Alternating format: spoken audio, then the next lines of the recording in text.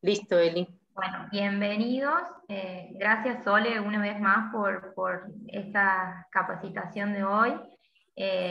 Nos habíamos perdido por un tiempo, pero fue porque estuvimos en el operativo clínico, que fue del 17 al 26 de septiembre. Así que por eso habíamos puesto en pausa las capacitaciones. Y hoy, bueno, hoy con enfermedad tiroidea empezamos nuevamente, así que bueno, gracias Sole y estamos todos atentos a escuchar. Bueno, muchísimas gracias a ustedes por la invitación. Vamos a empezar. Bueno, como ya saben, pueden poner las preguntas en el chat. A ver acá. O al final de cada sección, ahí les voy a mostrar el índice, yo he dejado un espacio, así que si también quieren hacerlo de forma virtual sin tener que escribir, pueden hacerlo, no tengo problema. Bueno, como saben, mi nombre es Soledad Lascano, yo soy especialista en clínica médica y en el día de hoy vamos a compartir un poco de patología tiroidea. Esta presentación está dividida en algunos síndromes generales, como el hipertiroidismo, el hipotiroidismo, los nódulos tiroideos y la tiroiditis. ¿Se escucha bien, cierto? Sí, perfecto, Sol. Sí, bien. Y aparte de eso, vamos a ver dos tipos de urgencias endocrinológicas asociadas a estos tipos de enfermedades, como son la crisis tirotóxica o hipertiroidea, tormenta tiroidea también denominada, y el coma hipotiroideo o mixedematoso. Para empezar, les voy a presentar una paciente. Acá me gustaría que prendieran sus micrófonos para que lo hagamos un poquito interactivo.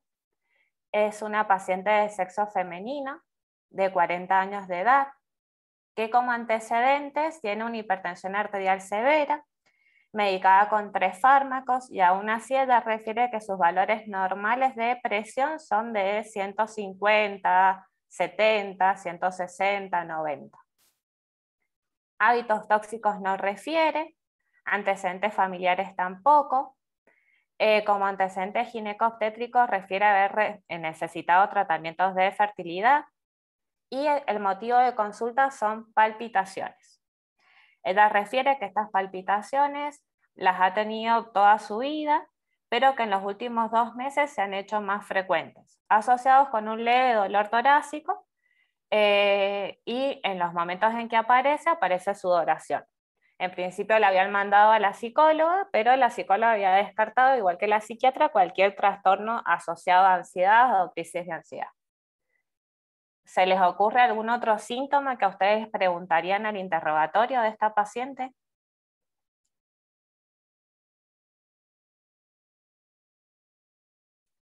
¿No? ¿Sí? Bueno, le podemos preguntar esto que les dije, la sudoración. En realidad, palpitaciones, nos vamos a ir a abordar algún tema cardiovascular, entonces, si está asociado a dolor en el pecho, cuándo aparece, si está asociado al ejercicio físico, si le provoca falta de aire.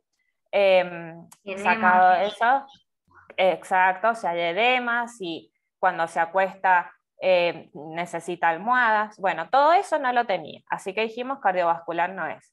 ¿Qué otras causas de palpitaciones podemos tener?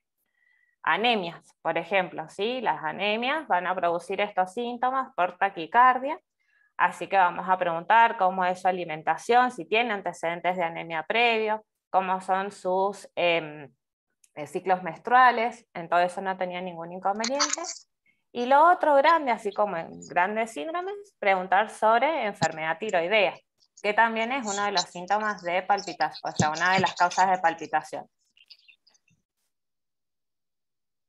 En el examen físico lo que encontramos como positivo son placas en la zona pretibial de ambos miembros inferiores. Ya vamos a ver imágenes asociadas a esto. La paciente presentaba uñas quebradizas que llamaron mucho la atención al examen físico y un cabello sumamente fino. Cuando le consultamos, ella dijo que tenía caídas frecuentes del cabello, que no le ocasionaba pelones en el cuero cabelludo pero que le crecía el pelo, igual le seguía creciendo. La frecuencia cardíaca era de 108 latidos por minuto, o sea que estaba taquicárdica. Encontramos un soplo sistólico aórtico que no cambiaba con los cambios de posición de la paciente y una presión arterial de 160-90 milímetros de mercurio. ¿Cuál va a ser nuestra sospecha diagnóstica en cuanto a esto? Bueno, otra vez hay que descartar patología hematológica como anemia, patología cardiovascular y obviamente la patología tiroidea. ¿Y esto por qué nos sirve? Pensar o enfocarnos en estos probables diagnósticos para saber qué le vamos a pedir. Entonces, básicamente, y dependiendo de los lugares en los que estamos, pero sin hacer grandes gastos en exámenes complementarios, le vamos a pedir un laboratorio para que tengamos por lo menos hematocrito y hemoglobina. Le vamos a pedir una función renal, un ionograma, un electrocardiograma para diagnosticar, a ver qué es lo que está pasando. Y bueno, lo que vamos a recibir en este caso es un hematocrito de 30% con una hemoglobina de 10 gramos por decilitro, o sea que nuestra paciente sí estaba anémica. Ahora hay que ver todas las causas de la anemia, pero bueno, nos vamos a enfocar a la patología que hoy nos convoca a la charla. Está hiperglucémica la paciente, así que habría que ver si tiene una diabetes asociada o si es propio de la patología que estamos sospechando y estaba con un colesterol total aumentado. El electrocardiograma solo nos mostró una taquicardia sinusal sin otra alteración en el ritmo ni otro trastorno de conducción. Y le pedimos la TSH que estaba muy suprimida con una T4 libre muy aumentada. Y para finalizar, esta es la fase de nuestra paciente. ¿Por qué no se las puse al principio?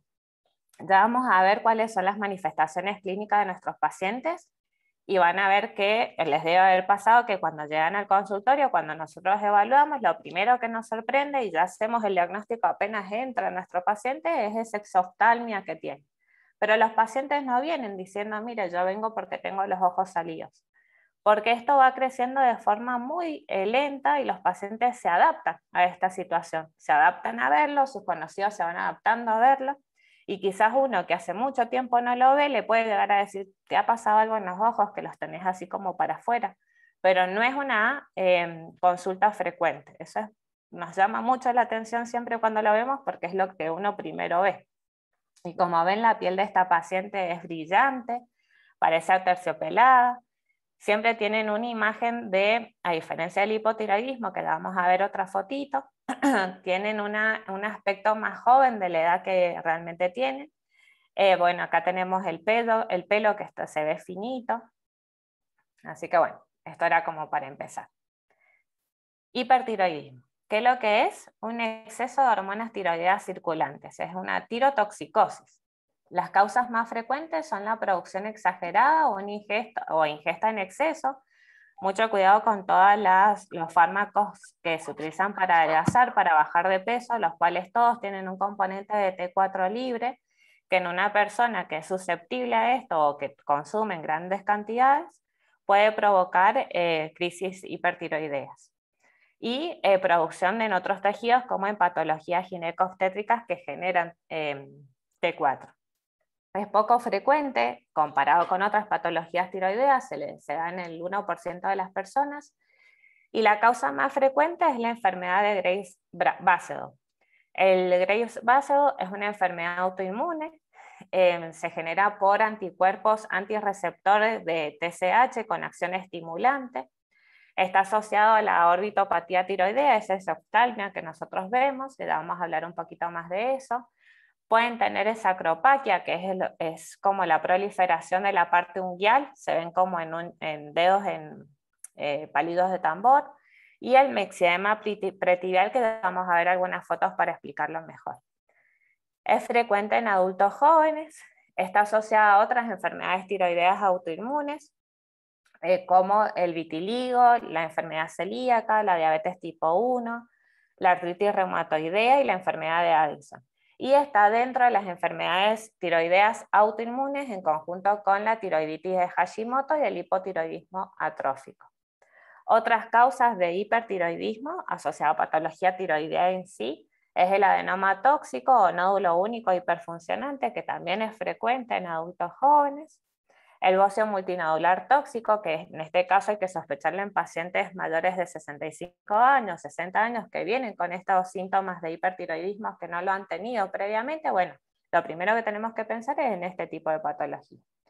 O diversos tipos de tiroiditis, que ya los vamos a ver, que la mayoría tienen una clínica trifásica de hipertiroidismo, hipotiroidismo y eutiroidismo. Bueno, en su fase de hipertiroidismo donde nosotros tenemos que sospechar.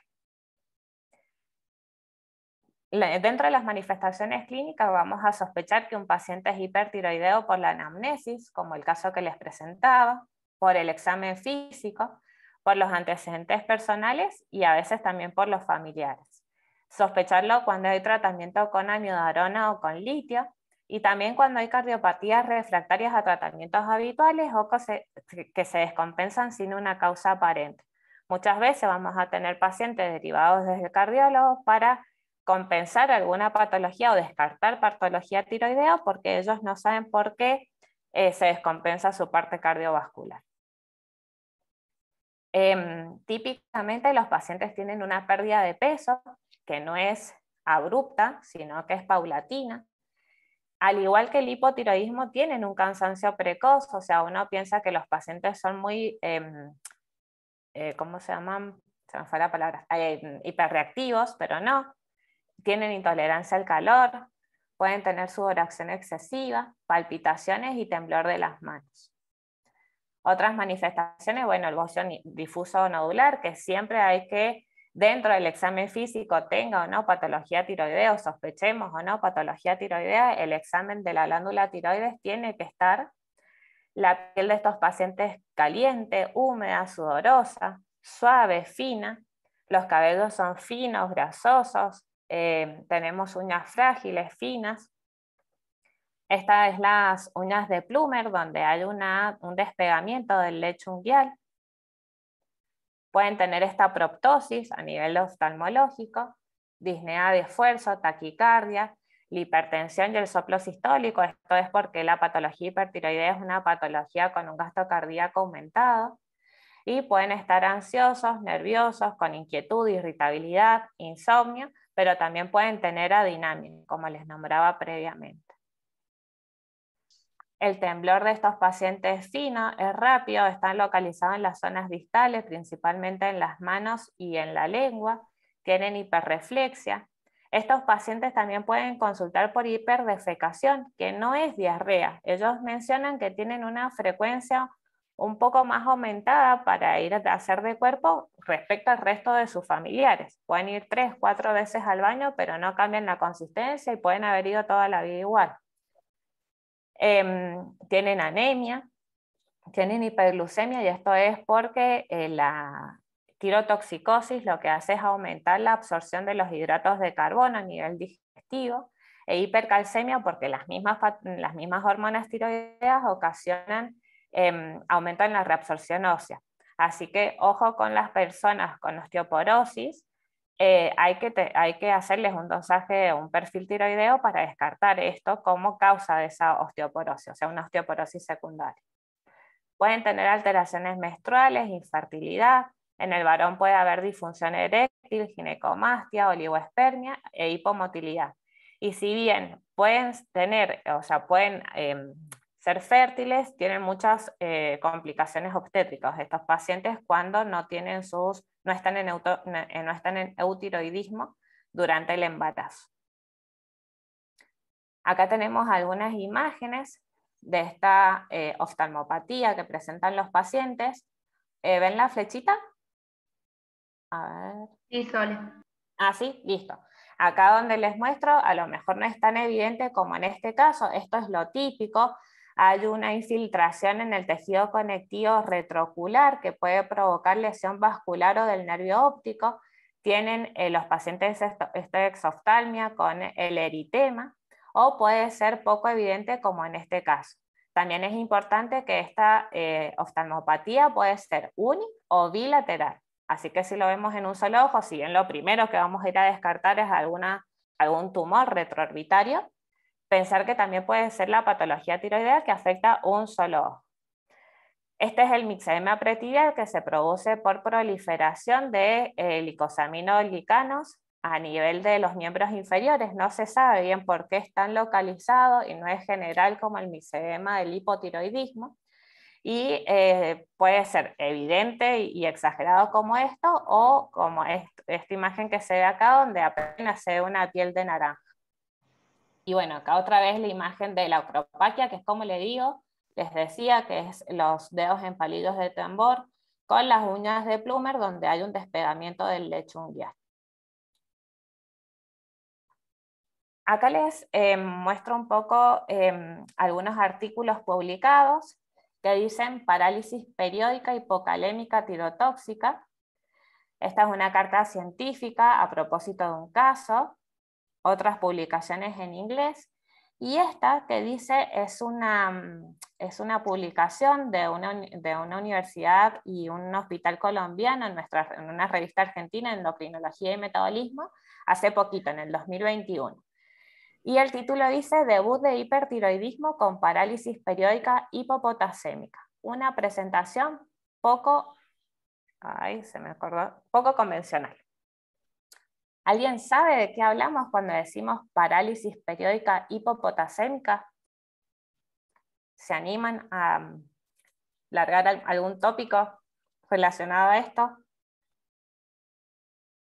Bueno, les voy a contar que las hormonas tiroideas tienen una predilección por la bomba de sodio, potasio, ATPasa, que están en todas las células de nuestro organismo. Pero hay algunos individuos que presentan hipertiroidismo que a su vez tienen mayor susceptibilidad genética entre esta bomba de sodio, potasio, ATPasa y las hormonas tiroideas. Entonces, cuando haya algún mecanismo, algún factor desencadenante, como infecciones, como una ingesta copiosa de hidratos de carbono, como un ejercicio físico, o sea, cosas comunes, esta bomba de sodio, potasio, ATPasa se activa de forma más exitosa que lo normal y empieza a captar el potasio de la región extracelular hacia la intracelular. Entonces, si nosotros le sacamos sangre a este paciente, lo que vamos a ver es que tiene una hipocalemia. Y empieza a presentar una parálisis, que puede ir desde una paresia hasta una parálisis completa, desde los miembros inferiores hacia la región superior, comprometiendo miembros superiores e incluso aparatos respiratorios. Así que puede ser una causa de diagnóstico diferencial con Guillain-Barré, con una esclerosis múltiple, con intoxicaciones o envenenamientos.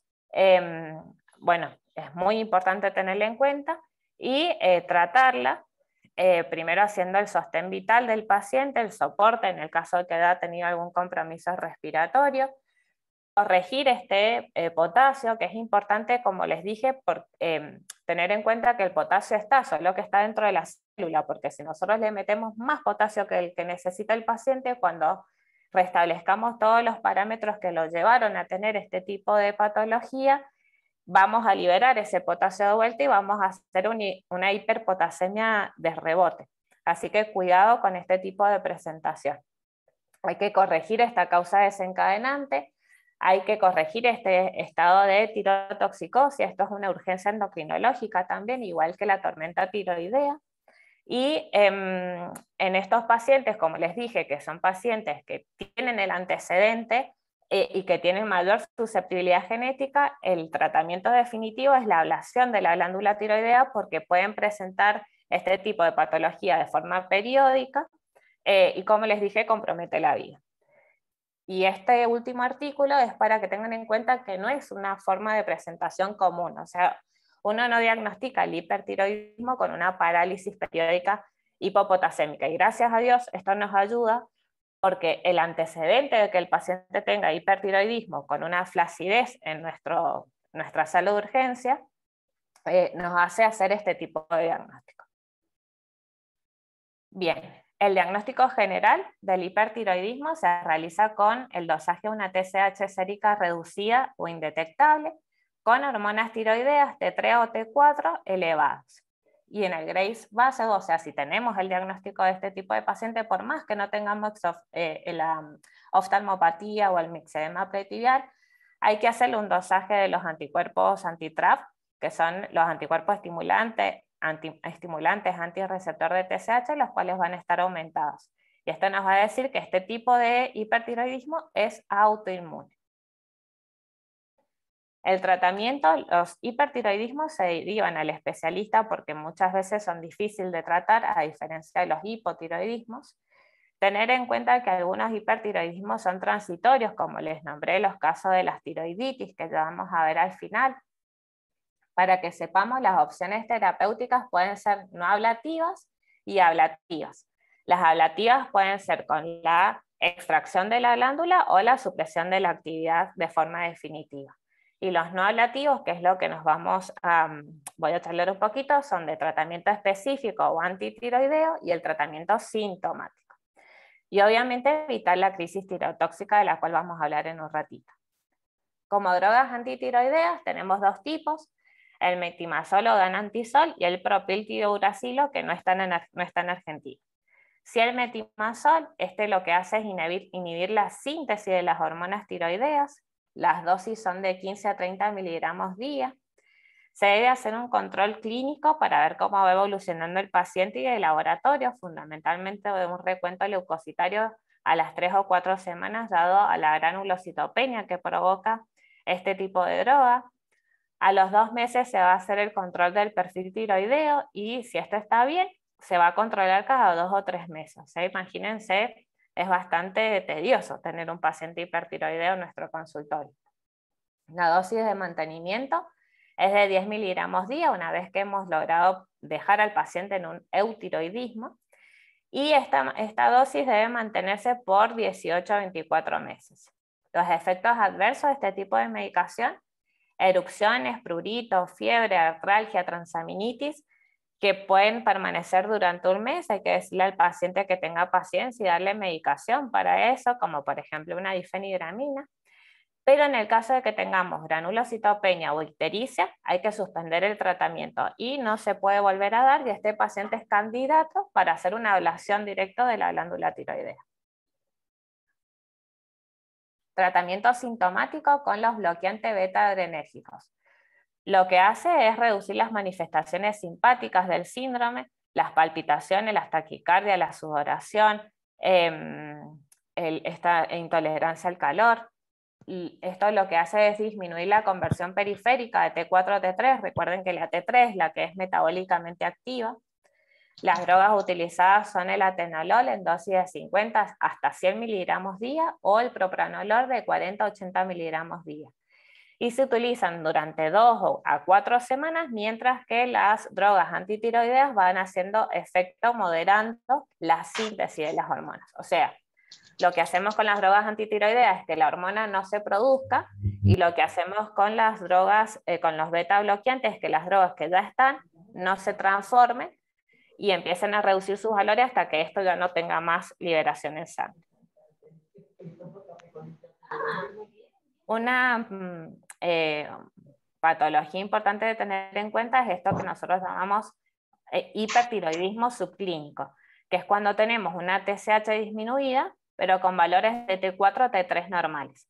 Recuerden que la patología los síntomas y los signos del paciente no se producen por los valores de la TSH, sino que se producen por los valores de la T4 y la T3, que están aumentados o disminuidos. En este caso, si están normales, si bien tenemos un hipertiroidismo porque la TSH está baja, no va a haber manifestación clínica en la mayoría de los casos porque las hormonas tiroideas activas están en valores normales. Esto es hipertiroidismo subclínico. Y acá tenemos dos situaciones. Pacientes añosos y o con patología cardiovascular y o con riesgo de fracturas, el tratamiento está desaconsejado, no hay que darle drogas antitiroideas. Ahora, pacientes jóvenes, sanos, acuérdense que es subclínico, o sea, no tienen síntomas, que repetimos el estudio en 6 meses y vuelven a dar normales. En estos casos, y dependiendo el paciente, se puede considerar el tratamiento. Pero como les digo, son situaciones muy particulares y el manejo de este tipo de pacientes es importante que lo haga por lo menos en principio el especialista, y después con las indicaciones lo podemos seguir nosotros. Para pasar a esto, bueno, es la crisis tirotóxica o hipertiroidea, que es la tormenta tiroidea, es una urgencia endocrinológica, es una situación grave, pone en riesgo la vida. El paciente tiene el antecedente del hipertiroidismo, tiene factores desencadenantes que ya los vamos a charlar, y se produce por una termorregulación defectuosa en donde los mecanismos de disipar el calor del paciente están abolidos por toda esta droga, por todas estas hormonas tiroideas dando vuelta. Se produce en pacientes entre 20 y 60 años, el comienzo es súbito, y la mortalidad está entre 10 y el 70%, y lo puse entre comillas porque no es por la crisis tirotóxica en sí, sino que está asociado mucho a los factores desencadenantes. Entonces no podemos decir que la tormenta tiroidea provoca una mortalidad del 10 al 70%, sino que esto está asociado más a lo que lo provoca, a lo que produce o desencadena esta tormenta.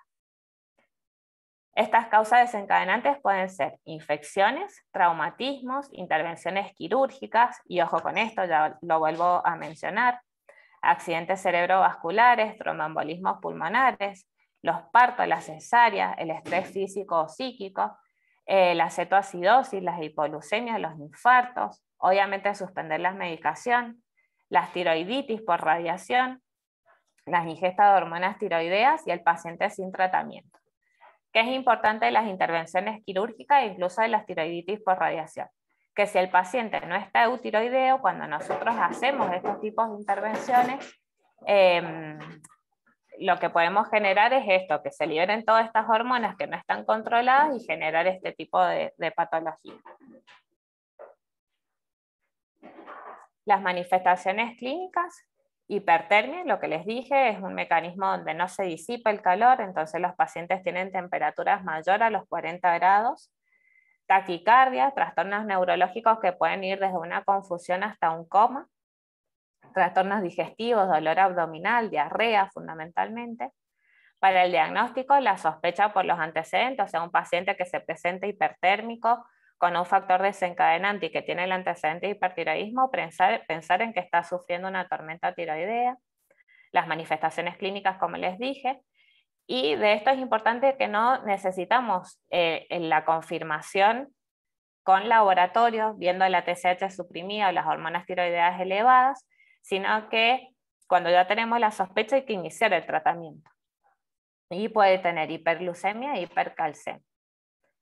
Para el tratamiento de esta patología, como pilares tenemos que tener en cuenta que hay que suprimir la actividad de las hormonas tiroideas, tanto en la síntesis como en la conversión. Hay que tratar la disfunción multiorgánica que provoca este cuadro. Hay que controlar o resolver el trastorno que precipitó este cuadro. Y una vez que esto se ha producido, hay que conseguir el eutiroidismo con la ablación. Porque estos pacientes también, como en la parálisis periódica, tienen susceptibilidad genética. Para esto lo que vamos a hacer es usar metimazol en dosis de 15 a 25 miligramos cada 6 horas. Esto puede ser por vía oral, sonda nasogástrica o rectal, no se usa endovenoso. Y la solución del Uvol-Débil de 5 a 10 gotas cada 6 a 8 horas. Esto en conjunto lo que hace es inhibir la producción de las hormonas tiroideas y disminuir la conversión de las hormonas que ya están. Se utiliza hidrocortisona, esto lo mencionan algunos autores, la verdad que sí lo usamos en dosis de 300 miligramos inicialmente, o dexametasona, y el propanolol o atenolol en las dosis que ahí se mencionan. Soporte general, hay que usar paracetamol, no hay que usar aspirinas porque esto tienen una unión con las hormonas transportadoras de las hormonas tiroideas, con las proteínas, se unen a las proteínas que transportan a las hormonas tiroideas, así que eso haría que las hormonas quedarían más circulantes, por lo tanto aspirinas no, sí paracetamol, y la rehidratación parenteral porque la mayor complicación de esta situación es la deshidratación severa que se le provoca al paciente. Bien, ¿alguna pregunta hasta acá de hipertiroidismo? Voy a revisar el chat. Acá dice, en un paciente que tiene TSH normal, T4 y T3 aumentada, ¿qué tratamiento tiene? En realidad, es un poco raro que tengamos este tipo de pacientes porque la TSH se va a ver suprimida. La T3 no llegamos a investigarla de principio. Lo que nosotros hacemos, cuidando los recursos, es hacer el dosaje de la TSH. Si la TSH está disminuida, buscar T4. Si la T4 está normal, buscar T3. Muchas veces la T3 puede estar aumentada con T4 normal, pero la TSH sigue disminuida. De todas formas, si tenemos una T3 aumentada, es decir, que el paciente está en hipertiroidismo con un paciente sintomático, en ese caso lo tratamos igual, como un hipertiroidismo. Si el paciente está asintomático, sospechar en algo más subclínico y no dar tratamiento o abocarlo según el contexto del paciente. Joana creo que es la que preguntaba, no sé si fui clara en la respuesta. Bueno, no sé, ¿hay alguna otra pregunta? Bueno, si quieren volvemos al final, no hay ningún problema. Por ahora era la única, Sole. Bueno, ahora vamos a pasar, a ver, acá. Les voy a presentar otra paciente, también de sexo femenino, también de 40 años. El antecedente personal, hipercolesterolemia, hábitos tóxicos no refiere. Como antecedentes familiares sí refiere una hermana con enfermedad celíaca y una hija con vitiligo. Antecedentes ginecobstétricos, hipermenorrea. Y el motivo de consulta es parestesia en ambas manos. Ella refiere que se le adormece este sector, o sea, primer dedo y segundo dedo de ambas manos, sobre todo cuando provoca movimientos de dorsiflexión, que empezó de a poquito y que se asentó en el último mes. Es costurera, así que no puede trabajar. ¿Tienen alguna otra pregunta para hacerle?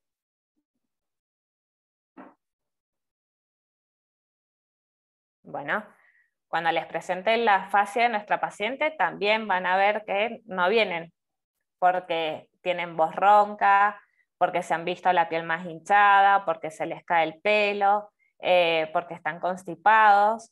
Realmente vienen por presentaciones que una u otra vez, si tiene estos temas frecuentes o presentes en la cabeza, ya los va a entrar por el consultorio y dice, vamos a pedirle un perfil tiroideo. Bueno, en el examen físico encontramos que tiene un edema en brazos, en antebrazos, pero que no deja folla, o sea, no se marca, es como una piel engrosada. Tiene uñas quebradizas, los cabellos gruesos, cortos. Está bradicárdica, tiene una bradilalia y una presión arterial de 160/90. También está hipertensa. En el examen neurológico presenta una hiporreflexia. Y bueno, nuestra sospecha diagnóstica, vamos a buscar algunos estudios complementarios. En el laboratorio que le solicitamos tenía un hematocrito de 30% y una hemoglobina de 10 gramos por decilitro, es decir, que estaba anémica, estaba levemente hiponatrémica, sí tenía hipercolesterolemia bastante importante y presentaba una transaminitis. En el electrocardiograma presentaba una bradicardia sinusal y presenta una TSH de 35 microgramos de decilitro. Esta es la fascia de nuestra paciente, típica fascia hipotiroidea. El hipotiroidismo es una insuficiente disponibilidad de hormonas tiroideas o que puedan presentar una resistencia a los tejidos a un valor de hormonas tiroideas normales. Es más frecuente en las mujeres, con una incidencia de 2% en las mujeres y 0,1% en los varones, pero miren los datos epidemiológicos en cuanto al hipotiroidismo subclínico. 7,5%, 5,5%, 7,5% y 3% respectivamente. Esta frecuencia va aumentando con la edad, pero a pesar de esto no está justificada la evaluación rutinaria del hipotiroidismo en poblaciones adultas sanas.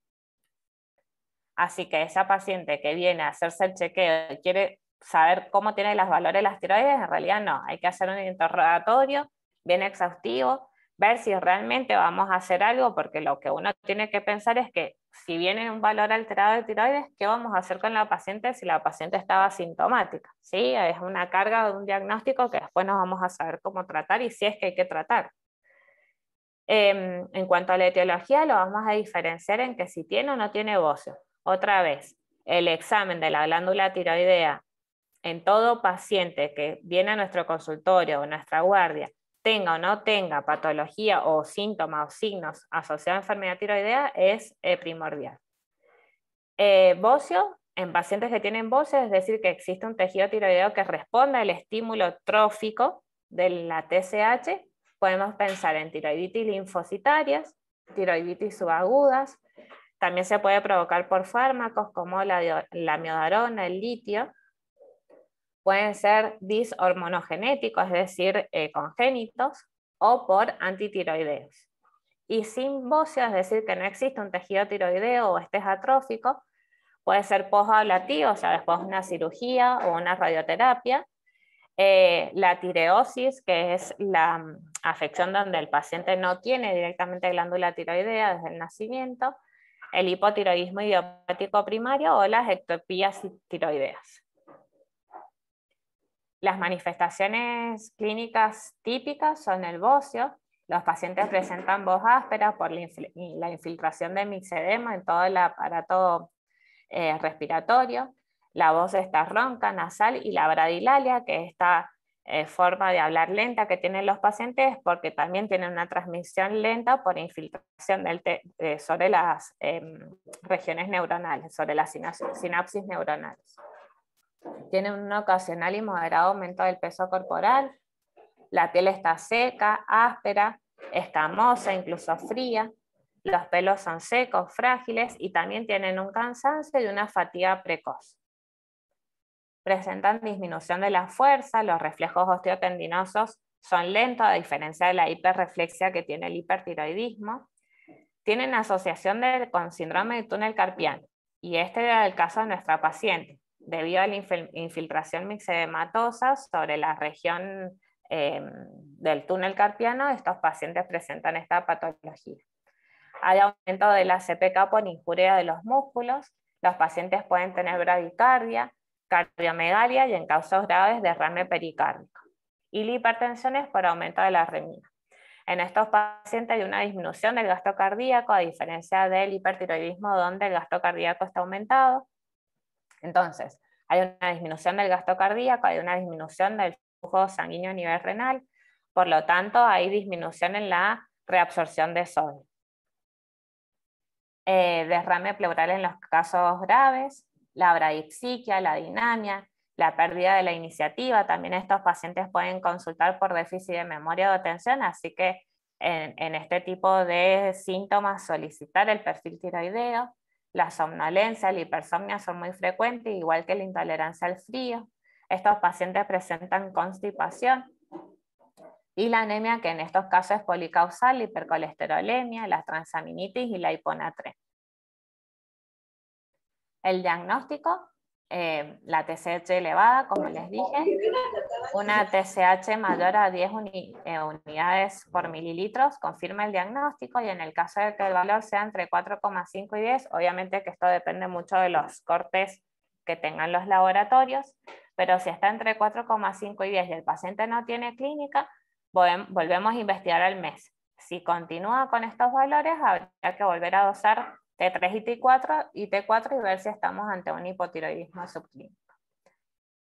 La enfermedad más frecuente, autoinmune asociada al hipotiroidismo, es la enfermedad de Hashimoto, y en estos casos tendríamos que dosar anticuerpos, antitiroperoxidasa, antifracción microsomal y antitiroglobulina, que suelen estar aumentados, todos o algunos. El tratamiento es la levotiroxina. La dosis que se calcula es de 1,40 a 1,70 microgramos kilo día. El efecto máximo de esta dosis es a las 6 a las 8 semanas. Por lo tanto, el control clínico de la TSH se va a hacer a los 2 o 3 meses de iniciar el tratamiento. Es muy frecuente que el profesional dé la medicación y ya le pide el control a las 4 semanas. A las 4 semanas el paciente viene, la TSH no está regulada, o sea que el paciente no está en eutiroidismo y le aumenta más la dosis. Y después viene hipertiroideo. Y ahí empiezan los desbalances en cómo se maneja la droga. Entonces esto es muy importante. El efecto máximo de la droga está entre las 6 y 8 semanas. ¿Cuándo controlo? A los 2 o a 3 meses de iniciar el tratamiento. La dosis adecuada va a ser cuando el valor de TSH esté entre 2 y 3 microunidades por mililitro. Se confirma a los meses y luego se confirma anualmente. Se hace el control de forma anual. Y si tenemos que llegar a dosis mayores de 200 microgramos, hay que reevaluar el diagnóstico. Esto es un cuadrito como para que vean el tipo de paciente, cuál sería la dosis inicial y cuál es la dosis media. A mí personalmente me funciona mucho el tratamiento. Si el paciente está con un sobrepeso o normopeso, uso 1,4 microgramos. Si está con obesidad, uso 1,70. Pero bueno, esto es un cuadrito bastante que funciona bien. Adultos jóvenes y sanos, una dosis inicial de entre 50 y 75 microgramos día, llegando a una dosis media de 100 a 150. Mayores de 45 años, de 25 a 50 microgramos día para una dosis inicial, llegando a una dosis media de 90 a 110 microgramos por día. Y ojo, en pacientes con edad avanzada o que tengan cardiopatía isquémica o arritmias, por el evento de hipertoxicidad que podemos provocar y de hiperdinamia con aumento del gasto cardíaco.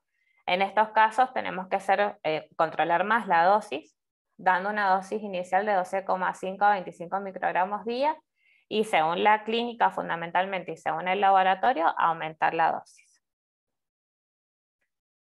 La emergencia endocrinológica asociada al hipotiroidismo es el coma hipotiroideo o mixedematoso. Es una situación grave que pone en riesgo la vida. El paciente tiene el antecedente del hipotiroidismo. Hay factores desencadenantes como infecciones, lipotermia, hemorragias, traumatismos, la anemia descompensada, algunas drogas como los beta bloqueantes, como los sedantes, los anestésicos, cirugías, hipoglucemias, el infarto agudo de miocardio, el ACV, la suspensión abrupta de la levotiroxina y la acidosis. También hay una termorregulación defectuosa, en este caso no se puede controlar el calor, mantener el calor en el paciente y se provocan trastornos de conciencia que pueden ir desde una simple confusión hasta el coma, como se llama la enfermedad. La mortalidad es del 20%, otra vez entre comillas, porque no es el coma en sí lo que provoca la muerte, sino las patologías que desencadenan o llevan a esta enfermedad. Las manifestaciones clínicas, la hipotermia y el estado mental alterado, entre todo lo demás que puede estar asociado. El diagnóstico, la sospecha por el antecedente, la manifestación clínica, otra vez hacer el tratamiento sin esperar confirmar por laboratorio la TSH elevada y las hormonas tiroideas disminuidas. Ojo porque estos pacientes tienen esta hiponatremia dilucional, hipoglucemia y la acidosis metabólica, y en la mayoría de los casos está asociado a una insuficiencia suprarrenal, así que hay que hacer dosaje de cortisoleno. El tratamiento como objetivo, mejorar la función cardiovascular y respiratoria, compensar la hiponatremia y la hipoglucemia, resolver el hipotiroidismo, tratar los factores desencadenantes y prevenir o tratar la insuficiencia suprarrenal, que es igual de peligrosa que el coma mixedematoso en sí. Para esto, T4 endovenosa, las dosis que se utilizan es una dosis inicial, un bolo, de 200 a 500 microgramos endovenosos, según de 5 microgramos por kilo, y lo vamos a seguir con 50 a 100 microgramos día hasta que el enfermo esté lúcido y pueda empezar la toma por vía oral. Otra vez, algunos consideran, nosotros lo usamos, la hidrocortisona en 100 miligramos cada 12 horas endovenosa con la reducción paulatina y la supresión, luego de haber descartado o haber compensado una probable insuficiencia suprarrenal. ¿Alguna pregunta con hipotiroidismo? En el chat no hay nada. ¿No? Bueno. No, Voy a no hay hacer alguna... A ver, acá aparece algo. Chat. Cuando habla de alteraciones, ¿a qué se refiere? Alteraciones... Pablo Marcelo. Alteraciones, ¿pero de qué?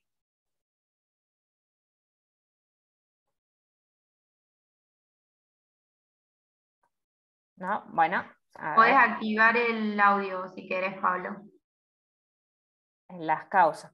Es que, perdón Pablo, pero no entiendo la pregunta.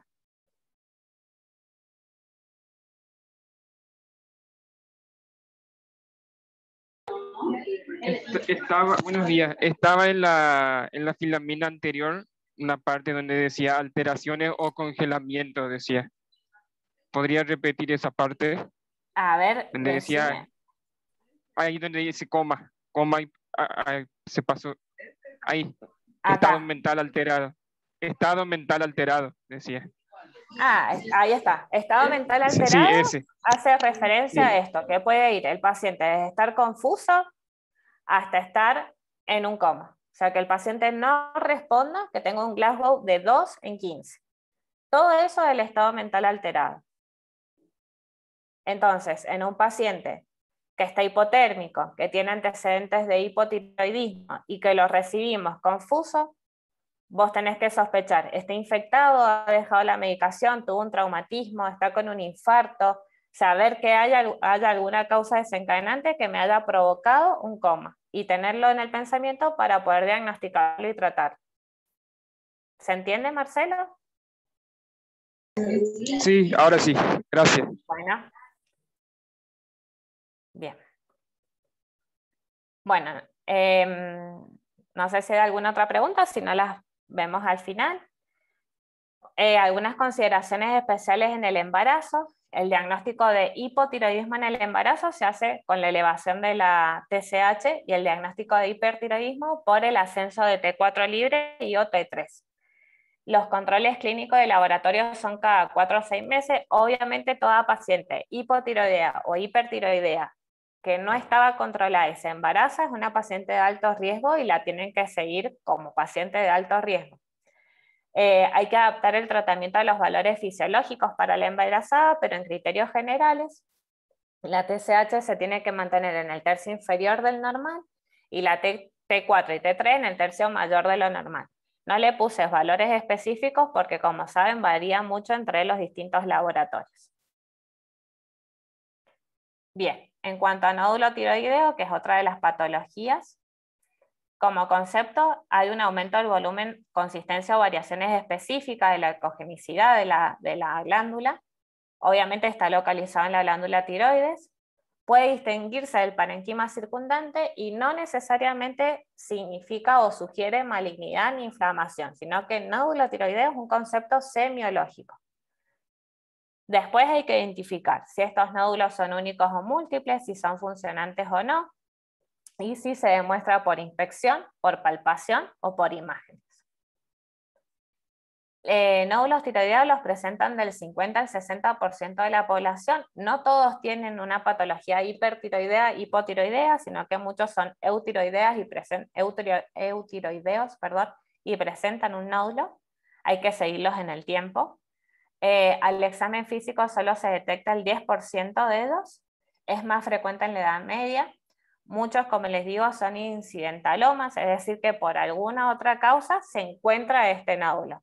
No sé, fui a hacer un ecodoppler carotidio y el imagenólogo vio que teníamos un nódulo en la tiroides. Esos son incidentalomas, no cuando los buscamos específicamente. De todos estos nódulos, solo un 5 al 10% son neoplásicos. Y no todos son neoplasias malignas y no todos son las de peor pronóstico. Muchos son asintomáticos y si hay síntomas son por constricción cervical, puede provocar disfonía, puede provocar tos, disfagias y ahogos. Como les digo, no es lo más frecuente, entonces si viene un paciente con disfonía y tos, lo reviso, vuelvo a repetir que el examen físico de la glándula tiroides es imperativo en todo paciente, tenga o no tenga síntomas asociados a la glándula tiroides. No le encuentro nada y no le voy a ir a pedir primeramente una ecografía tiroidea. Primero quizás piensa en reflujo gastroesofágico, pero llegado el caso, si descarto todas las causas más frecuentes, disfonía y tos, sí debiera pedirle una ecografía tiroidea. ¿Sí? No sé si se entiende. En cuanto a los recursos diagnósticos que tenemos, la ecografía, que es indispensable, es accesible, obviamente es operador dependiente, y nos informa el número, tamaño, la forma, la ubicación, el contenido. es muy importante que podamos contar con un ecodoppler de la glándula tiroides para ver si ese nódulo, en el caso que lo encontremos, está vascularizado o no. Y bueno, es útil para el seguimiento evolutivo. La punción aspirativa con aguja fina y el estudio citológico es para algunos tipos de ganglios, de nódulos, perdón. Ya vamos a ver un algoritmo diagnóstico y esto nos va a informar si la citología es positiva, o sea que sugestiva de malignidad, es negativa, no es maligno, o es sospechosa y hay que continuar con otros estudios. Y la centellografía, que se hace con yodo 131, 123 o tecnesio 99, lo que ve es la captación de yodo en esa glándula. Este nódulo puede ser hipercaptante o caliente, o sea que tiene mucha producción, o sea, capta mucho yodo y produce mucha hormona tiroidea. Puede ser hipocaptante o frío, no capta el yodo, o sea que no está produciendo hormona tiroidea. O puede ser isocaptante, tibio, que capta igual que el resto de la glándula. De todos estos, algunos porcentajes que son importantes para ver cómo nos afrontamos ante el algoritmo diagnóstico. El 80% son hipocaptantes, o sea que son fríos, no forman tanta hormona tiroidea. El 5% sí son hipercaptantes, es decir que son calientes, forman mucha hormona tiroidea. De estos, el 90% de los cánceres de tiroides se localizan en nódulos hipocaptantes, o sea, fríos, es decir, que no producen hormona tiroidea. El 8% de los cánceres en nódulos isocaptantes o tibios y solo el 2% de los cánceres en los hipercaptantes o calientes. Quizás los confundo un poco con esto, pero déjenme llegar al final y cualquier cosa los repasamos. Es importante en todos los casos que descubrimos un nódulo tiroideo determinar la TSH, dado a que si pensamos con un poco lo que les nombraba recién de hipercaptante, caliente, hipocaptante frío, el hipotiroidismo subclínico o clínico es un factor asociado a la presencia de malignidad. Y algunos datos ecográficos que nos sugieren malignidad son que estos nódulos tengan microcalcificaciones, que el tamaño sea mayor a 4 centímetros, que los bordes sean irregulares o microlobulados, la hipoecogenicidad, que haya un componente sólido, imágenes vasculares dentro del nódulo, o sea que el nódulo esté vascularizado, o que el nódulo sea más largo que ancho, ¿sí? Quizás esto es lo más importante que ustedes tienen que saber de un nódulo tiroideo, porque lo demás lo va a hacer el especialista. Pero sí nosotros tenemos que llegar por lo menos hasta solicitar una ecografía. Quizás ya con la ecografía, independientemente de los resultados, ya habría que derivarlo al especialista. Pero de todas formas, tener bien en claro y como buenos practicantes de la medicina, que estas situaciones son las que nosotros, o son las banderas rojas que nosotros tenemos que saber para pensar en que este nódulo puede llegar a ser maligno.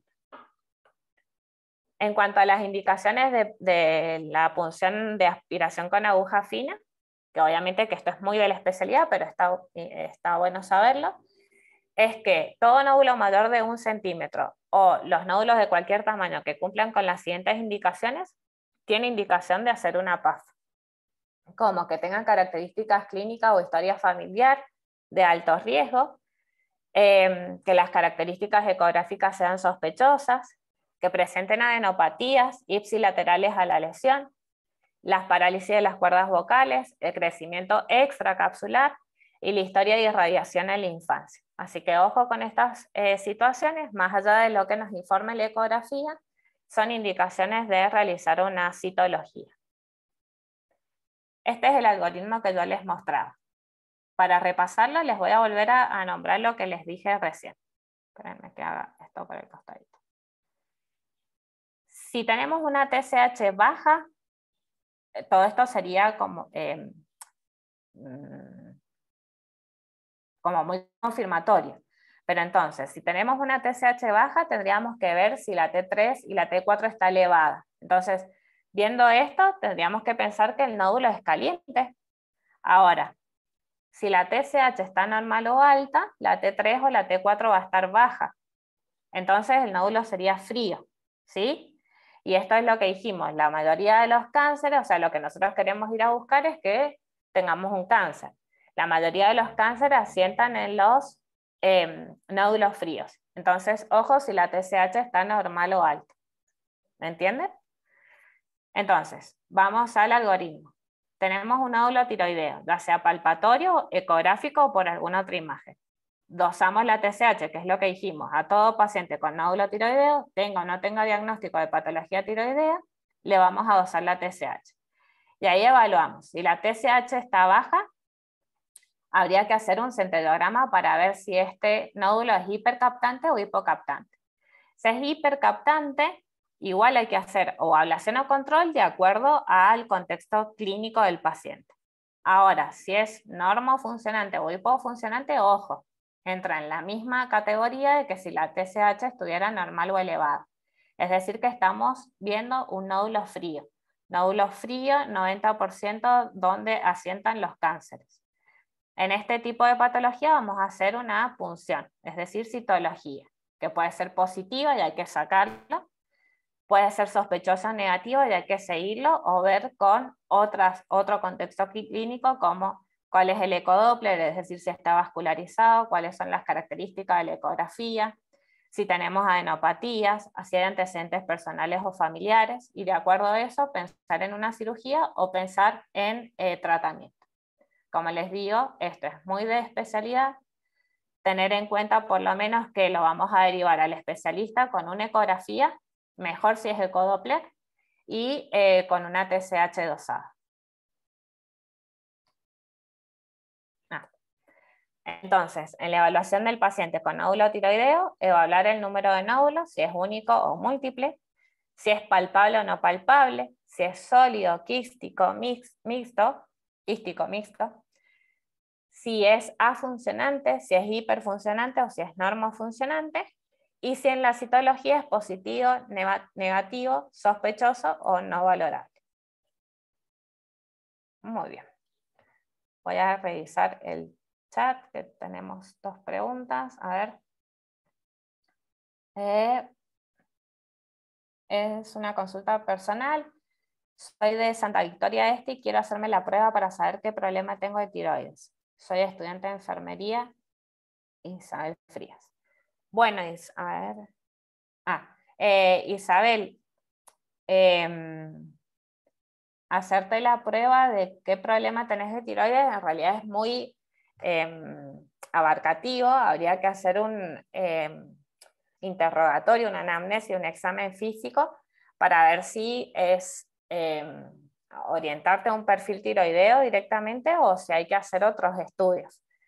No sé si vos ya tenés un diagnóstico de enfermedad o de patología tiroidea, si hay que controlar con medicación, si hay que hacer ecografía. Me refiero a que la pregunta es un poco abstracta o por ahí podríamos enfocarla mejor. Si querés, después por privado podemos hacer una consulta, no tendría problema. Y la otra pregunta de Joana, en mi pregunta anterior, sería por algún nódulo esos valores. No, los nódulos en sí no determinan si el paciente va a ser o no va a ser hipertiroideo o hipotiroideo. A todo paciente, tampoco es que a todo paciente con patología tiroidea, ya sea hiper o hipo, se le hace ecografía. Sí, por lo menos una vez y después de acuerdo a la clínica. Y después se enfoca el paciente de acuerdo a si encontramos o no encontramos un nódulo. Pero el estudio del nódulo y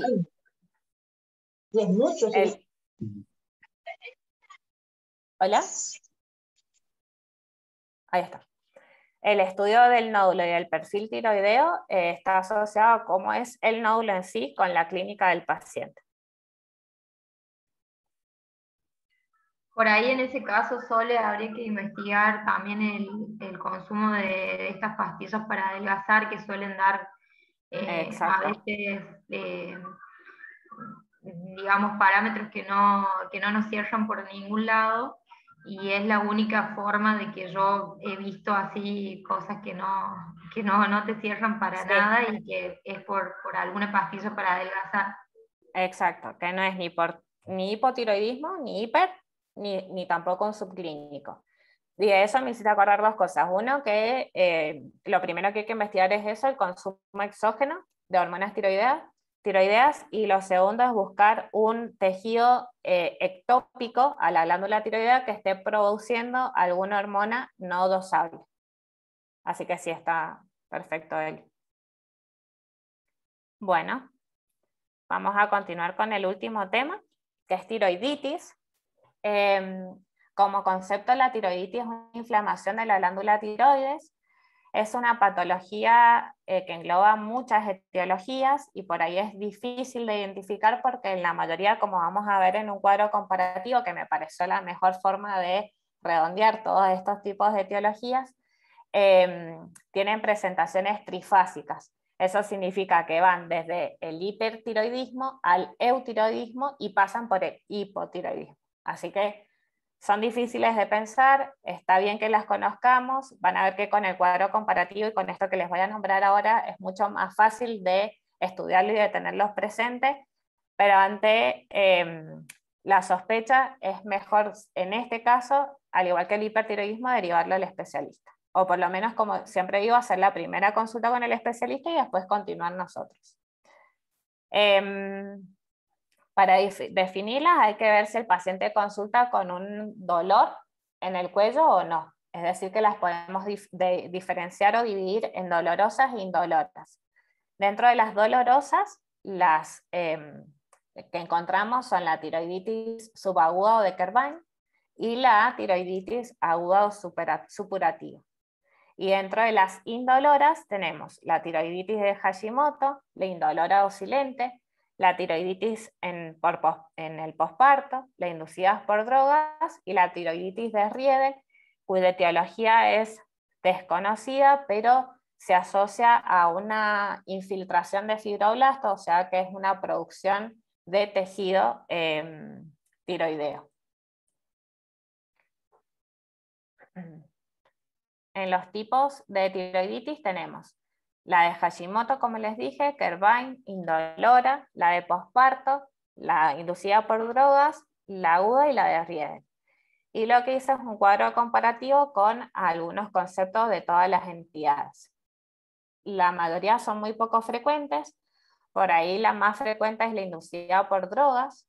En cuanto a las etiologías, tenemos la de Hashimoto, la indolora, la posparto, que son de causas autoinmunes, la Kervin, que es viral, la aguda, que es bacteriana, obviamente la droga, que es tóxica, y la de Riedel, que tiene una, como les dije, una etiología desconocida, aparentemente inmune, con esta proliferación inducida por anticuerpos de los fibroblastos. En cuanto a la clínica, la de Hashimoto es crónica y monofásica. Hashimoto es patología, como les nombré, en hipotiroidismo, es la causa más frecuente de hipotiroidismo. La de Kervin, la indolora, la de posparto son trifásicas, es decir, que pasan desde el hipertiroidismo al hipo y terminan en un eutiroidismo. La inducida por drogas, bueno, puede ser aguda o subaguda. La bacteriana es aguda y tiene muchísimo dolor.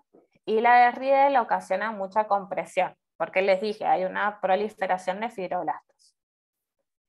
En cuanto al laboratorio, las que son autoinmunes van a tener los anticuerpos antitiroperoxidasa positivos. En la de Kervin, que es inducida por virus, y la aguda, que es bacteriana, vamos a tener reactantes de fase aguda aumentados. En las imágenes, la mayoría de las ecografías muestran que hay una hipoecogenicidad global, es difusa, es muy raro que esté asociado a un nódulo. Y en la de Riedel hay mucha parte hipovascular, otra vez, como les digo, porque hay proliferación de fibroblastos. Hay fibrosis, como dice en la histología. En cuanto al tratamiento, en la mayoría, o termina en un hipotiroidismo, hay que administrar levotiroxina. En el caso de Kervin se administra AINES para el dolor y en el caso de que no funcione, corticoides. En la aguda, obviamente, los antibióticos, recuerden que esta es la producida por bacterias, y en el caso de que se formen abscesos a llegar al drenaje, los beta bloqueantes para los síntomas periféricos producidos, y en el caso de inducidas por drogas, la miodarona provoca dos tipos. La tipo 1, que es donde hay síntesis, hay aumento en la síntesis de hormonas tiroideas, por lo tanto el tratamiento es antitiroideo, y en la tipo 2, donde hay inflamación, y el tratamiento se describe con corticoides. La evolución del Hashimoto es el hipotiroidismo. En la de Kerbein, el hipotiroidismo, posteriormente el paciente queda en eutiroideo, pero recurre en un 1 al 4%. La Riedel es muy variante, llegando al hipoparatiroidismo, a las compresiones y a síntomas sistémicos. La aguda es la aguda y la inducida por drogas, si se suspende, son las que quedan en eutiroidismo. Creo que esto nada más. No sé si de tiroiditis hay alguna pregunta, porque acá finalizaríamos. Creo que nada más. Acá dice, ¿la ecografía tiroidea se realiza en un hospital de mayor complejidad o se puede realizar en el hospital Juan Domingo Perón? No sé, Eli, si ustedes tienen acceso a esa respuesta. No necesita realizarse en un hospital de mayor complejidad, o sea, en cualquier lugar donde se pueda realizar una ecografía y el profesional pueda hacer de partes blandas, sobre todo, se pueda realizar. No es como una tomografía o una resonancia en cuanto a material. Después no sé dónde tienen acceso a ecógrafos. En Tartagala hay ecografía, igualmente cuando nosotros vamos en los operativos también la hacemos, digamos. Pero sí, para un especialista me parece que ya deberían ir hasta Salta para consultar con un especialista.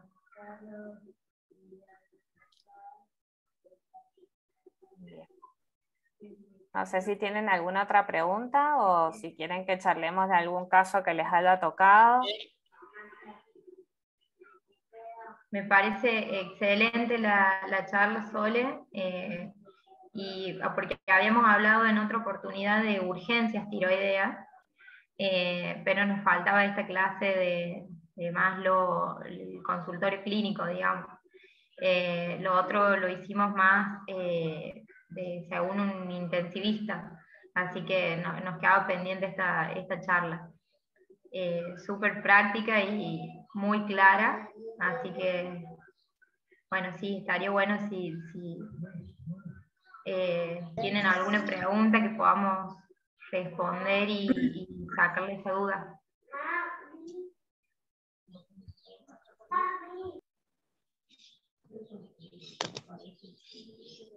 Bueno, gracias, Eli. La verdad que sí, por ahí saber las patologías generales para la consulta clínica de ambulatoria es lo más importante, pero no es lo que pone en riesgo particular en la vida del paciente. Tener las urgencias endocrinológicas, que básicamente son 3, la parálisis periódica asociada al hipertiroidismo, la tormenta tiroidea y el coma mixedematoso, sabiendo la forma de presentación. Por un lado, la parálisis periódica, para que lo repasemos un segundo. Parálisis periódica, el paciente presenta parestesia, esta parálisis como el nombre lo dice, tiene el antecedente del hipertiroidismo, tiene un factor desencadenante que es muy tonto, perdón la palabra, entre comillas, porque puede ser que se tomó una botella de Coca-Cola, o que viene de un asado, o que salió a correr y de pronto no sintió mal las piernas. Es así de abrupto. Hacer el diagnóstico diferencial con otras patologías más serias como el Guillain-Barré, la esclerosis múltiple o los envenenamientos, como les dije. Pensar si tiene el antecedente de hipertiroidismo, enfocarse en ese diagnóstico mientras solicitamos las hormonas tiroideas, que es por ahí lo que más puede llegar a tardar en cualquier hospital.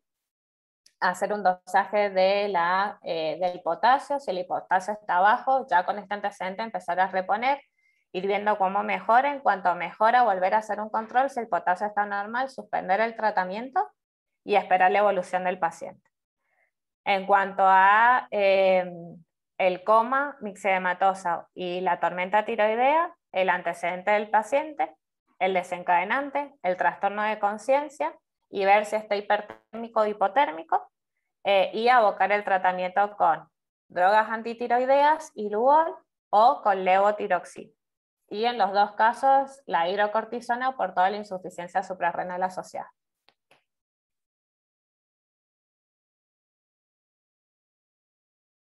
Ahí hay una pregunta, Sole, en el chat. A ver, ahí la abro. ¿Qué debemos hacer ante una persona que presenta una crisis tiroidea? ¿Cuáles son los primeros auxilios que hay que tomar? Como les digo, el paciente lo más importante es, como en cualquier otra patología, el trastorno de conciencia. Si el trastorno de conciencia es leve, quizás no involucre un riesgo de vida inminente, porque el paciente puede hablar, puede respirar, puede tomar líquido. El problema es cuando tienen trastorno de conciencia severo. ¿Cómo? A ese paciente hay que protegerle la vía aérea. O sea, el primer auxilio que hay que tomar es quizás intubar o tomar alguna medida para mantener una vía aérea permeable. De ahí todo lo demás. Ese sería los primeros auxilios. Las hormonas, o sea, la T4 y la T3 endovenosa nos cuesta a nosotros conseguirlas acá en el sanatorio, sé que debe ser muy difícil, es para un centro de mayor complejidad. A veces nosotros no contamos con esa medicación y cada vez que tenemos un caso, rara vez salimos corriendo a buscar la medicación y generalmente pedir a visitadores médicos que nos proveen de esa medicación, porque es muy difícil conseguirlo. La respuesta a eso es como siempre, como son patologías poco frecuentes, la medicación, y es cara, no es lo que más nos provee a ninguno, en ningún lugar. Pero ante esos casos, mientras se consigue, o sea, obviamente que lo ideal es por lo menos tener una ampolla, porque mejoran un montón con la primera dosis, con el bolo los pacientes mejoran muchísimo, incluso algunos se recuperan al segundo bolo, ya después pueden tomar la medicación vía oral, pero en tal caso por lo menos empezar con el corticoide para disminuir la conversión periférica. Y como siempre, los soportes vitales, tanto cardiovascular como respiratorio y bueno, el hidroelectrolítico. ¿Alguna otra pregunta que haya quedado por ahí?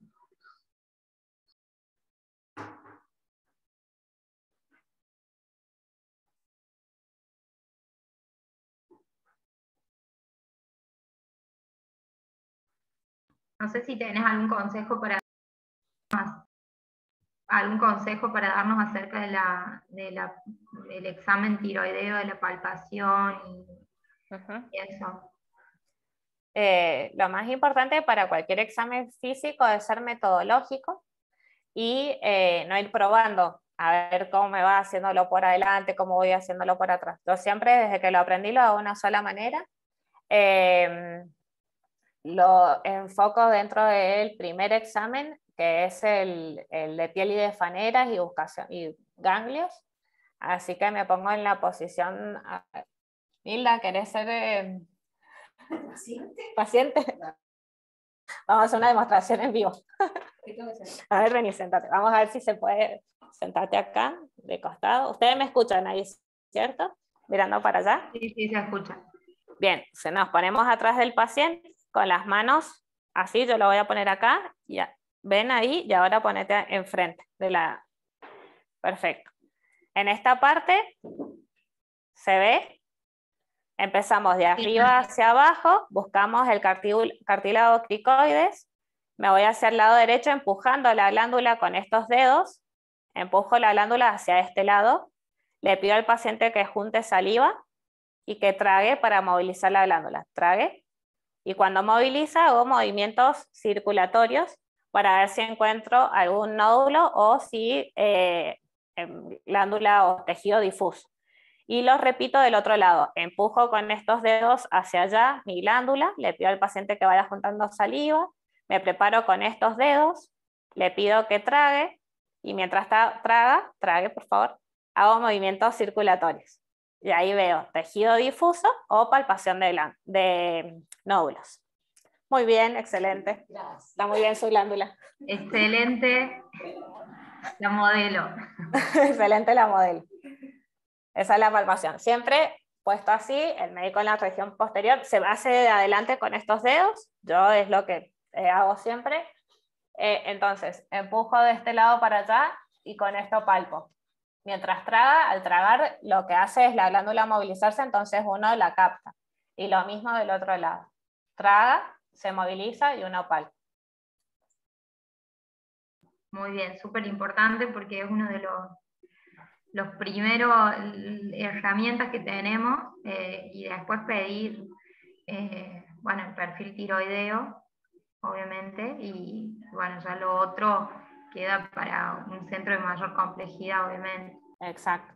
Obviamente siempre la inspección, a veces de entrada uno ya ve que el paciente tiene el cuello ancho e incluso en muy pocas oportunidades se puede ver ya el nódulo.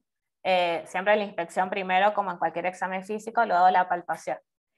Y también se usa la auscultación porque pueden haber soplos asociados a la vasculatura, pero ya en esos casos de bocio muy grandes que ya casi no se ven. Así que sí, el examen físico es primordial en cualquier práctica. Muy bien. ¿Alguna otra pregunta?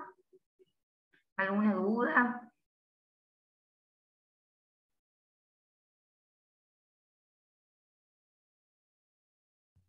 Todo súper claro, Sole. Bueno, me alegro. Como saben, cualquier cosa se comunican, bueno, Eli o con Nilda, si necesitan charlar de algún paciente en particular, alguna interconsulta a distancia. Yo sé que por ahí el acceso a especialistas, yo especialista endocrinológica no soy, manejamos muchos pacientes endocrinológicos por lo mismo, porque por ahí faltan este tipo de especialistas. Pero bueno, estoy a disposición de cualquier interconsulta que quieran realizar. Si no la sé, lo resolvemos. Buscamos a alguien que lo sepa. Bueno, yo creo que si no hay más preguntas, vamos a dar por finalizada esta charla, que fue súper clara y estuviste muy práctica. Y creo que el concepto nos quedó claro todo.